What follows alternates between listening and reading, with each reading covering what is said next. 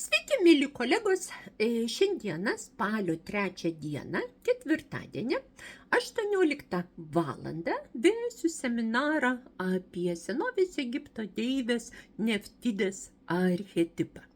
Šis seminaras bus tęstinis užsiėmimas iš ciklo senovės Egipto deivės ir dievai šiuolaikiniuose vyruose ir moteryse.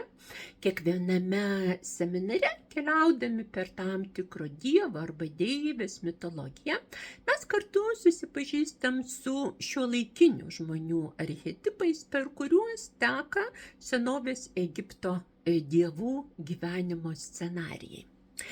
Mitologijos pažinimas, kaip žinia, padeda suvokti šiuolaikinį pasaulį. Sakoma, kad mitas tai yra istorija, kuri būtent taip realybėje galbūt niekada nevyko, tačiau vyksta nuolatos. Na ir dabar mūsų programoje mes įeinam į uždraustą išmatavimą.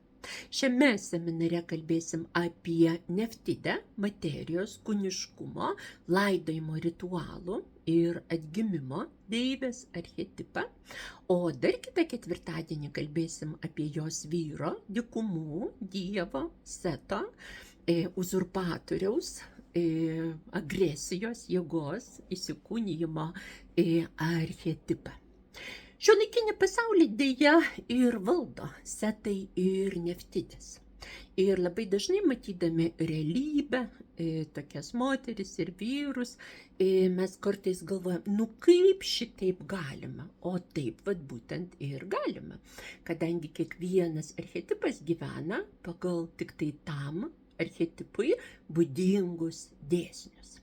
Kaip atpažinti moterį Neftidę? Išoriškai jinai bus realistiška, labai praktiška, tikriausiai pakankamai gražiai atrodys, net jeigu nebus gražuolė, mokės save parodyti kaip šiuolaikišką, madingą, trokštamą moterį. Neftidė paprastai gyvena šią dieną. Dėl rytojaus galvos nekvaršina, kadangi tai yra gamtos archetipas. Juk medis irgi nesirūpina, kas vyks, kai, sakysim, obuolys nukris nuo šakos. Jeigu su Neftide bandysite diskutuoti apie naująją pasaulio tvarką, apie chemtrailus, jinai sakys, čia tikriausiai sąmokslo teorija, aš nekvaršinu savo galvos, stengiuosi gyventi paprastai šią dieną. Neftidės paprastai būna geros šeimininkės, skaniai gamina valgyti, gali būti tikros konditerijos, kulinarijos žinovės, stengiasi į stiklainius sukimšti visus gamtos turtus, moka skaniai pagaminti valgyti, gali būti vienas iš būdų įsiteikti vyrui. Neftidės gyvenimo svajonė yra turėti kaip galima daugiau pinigų.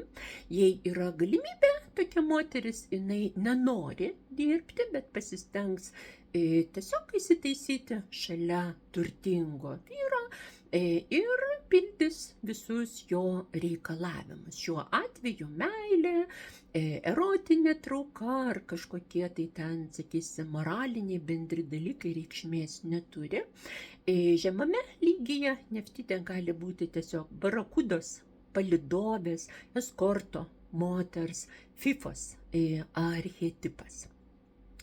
Tokia moteris, jeigu pati turės dirbti, jinai dirbs bet kokį darbą, kad tik tai už jį gerai mokėtų, savirealizacija, kūryba, čia yra visiškai nesvarbu. Auginant vaikus pasitikės medikais ir pedagogais ir jei šeimos gydytojas sakys skiepyti vaiką nuo kūdikystės, visais įmanomais skiepais jinai taip ir darys. Jeigu lieps nuo slogos duoti gerti antibiotikus, be abejo irgi taip darys. Na ir jeigu vaikas pradės labai sirgti arba neduok dieve numirs, sakys, ką aš padarysiu, tiesiog taip yra. Vaikus gelbsti, artimuosius gelbsti, natūralia medicina naudojasi dažniausiai deivė Izidė. Tokio tipo moteris, jinai sugeba ir numirėlius tiesiog prikelti antram gyvenimui. Neftidė dėl to galvos nesuka, jeigu, sakysim, žmogus paseno, susirgo, Ir staltiese takelis, jeigu gyvūnas pasidarė jau toks pagyvenęs, nebebandingas, tai tiesiog jinai be jokių sentimentų jį užmigdys. Taigi, Neftidė yra šiuolaikinės moters barakudos archetipas. Be abejo, šis archetipas yra reikalingas, kadangi tai yra pati gamta, materija, kuri save pratęsia.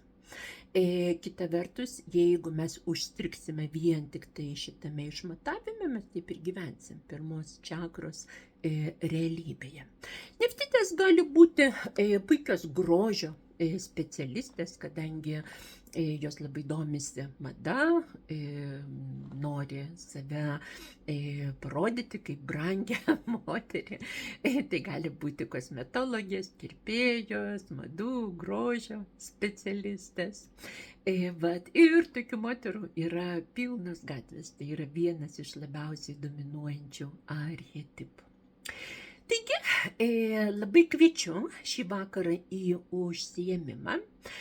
Šis seminaras atsakys į daugelį jūsų neužduotų klausimų. Kaip taip galima? Kodėl ji taip pasielgė? Kas buvo su manim? Kodėl aš išgyvenau tokius dalykus? Atsakymas gali būti Neftidės archetipe.